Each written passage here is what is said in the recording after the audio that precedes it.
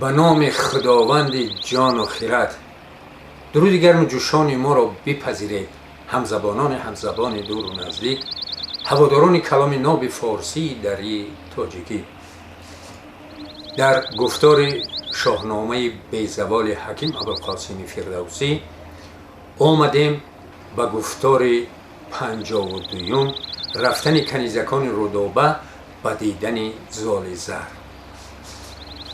پرستنده برخاست از پیش اوی، بران چاره بنهاده روی. به دیبای رومی بیاراستند، سری زلف برگور بپیراستند.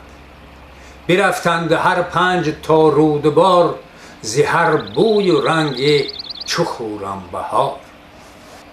مهی فرودین و سر سال بود، لبی رود لشکرگهی زال بود. از آن سوی رود آن کنیزان بودند، ز دستان همه داستان ها زدند. همه گول چیدند از لبی رودبار، روحان چون گلستان و گل در کنار. بگشتند هر سو همه گل چیدند، سرا پرده را چون برابر شدند. نگه کرد دستان ز تختی بلند، بپرسید کین گل پرستان کیند؟ چون این گفت و گوینده با پهلوان، که از کاخ مهراب روشن روان. پرستندگان را سوی گلستان، فرستد همه ماه کابلستان. چو بشنید دستان دلش بردمید، ز بس مهر بر جان خود نارمید. خرامید با بنده پرشتاب، جهانجوی دستان از این سوی آب. چو زان سو پرستندگان دید زال، کمان خواست از ترک و بفراخت یال. پیاده همه شد ز بهر شکار، خشیشار دیدند در آن رودبار. کمان ترک گلروخ به زه برنهاد، به دستی چپی پهلوان در نهاد. بزد بانگ تا مرغ برخاست زاب، همه تیر انداخت اندر شتاب. ز پروازش آورد آنگه فرود، چکان خونوش شد از او آب رود. و ترک آنگهی گفت زان سو گذر، بیاور تو آن مرغ افکنده پر. به کشتی گذر کرد ترکی سترگ، خرامید نزدی پرستنده ترک. پرستنده با ریدکی ماه روی، سخن گفت و زان پهلوی نامجوی. کین شیر باز و گوی پیلتن، چی مرد است و شاه کدام انجمن؟ که بگشاد از آن گونه تیر از کمان، چی سنجد به پیش اندرش بدگمان. ندیدیم زیبنده تر زین سوار، به تیر و کمان بر چنین کامگار.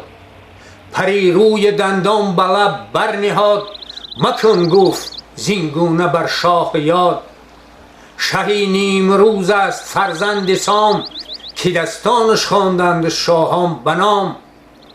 نگردد فلک بر چنین او یک سوار، زمانه نبیند چو او نامدار. پرستنده با ریدکی ماه روی، بخندید و گفتش که چنین مگوی. که ماه است مهراب را در سرای، به یک سر ز شاه تو برتر به پای. به بالای ساج است و هم رنگ عاج، یک ایزدی بر سر از مشت تاج. دو نرگس دژم و دو ابرو به هم، ستونی دو ابرو چو سیم قلم. دهانش به تنگی دلی مستمند، سری زلف چون حلقه پای بند. دو جادوش پرخواب و پر از آب روی، پر از لاله رخسار و چو مشک موی. نفس را مگر بر لبش راه نیست، چونو در جهان نیز یک ماه نیست. خرامان ز کابلستان آمدیم، بری شاه زابلستان آمدیم. بدین چاره تا آن لبی لعل فام، کنیم آشنا با لبی پوری سام. سزا باشد و سخت اندر خور بود، که با زال رودابه همسر بود. چو بشنید زان بندگان این پیام، رخش گشت زین گفته ها لعل فام. چنین گفت با بندگان خوب چهر، که با ماه خوب است رخشنده مهر. به پیوستگی چون جهان رای کرد، دلی هر کسی مهر را جای کرد. چو خواهد گسیستن نبایدش گفت، ببورد سبک جفت را او ز جفت. گسیستنش پیدا و بستن نهان، به این و به آن است خوی جهان. دلاور چو پرهیز و جوید ز جفت، بماند به آسانی اندر نهفت. بدان تاش دختر نباشد زبون، نباید شنیدنش ننگی سخن. چنین گفت مر جفت را باز نر، چو بر خایه بنشست و گسترد و پر.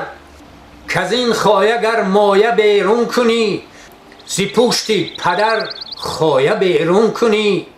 از ایشان چو برگشت خندان غلام، بپرسی از او نامور پور سام.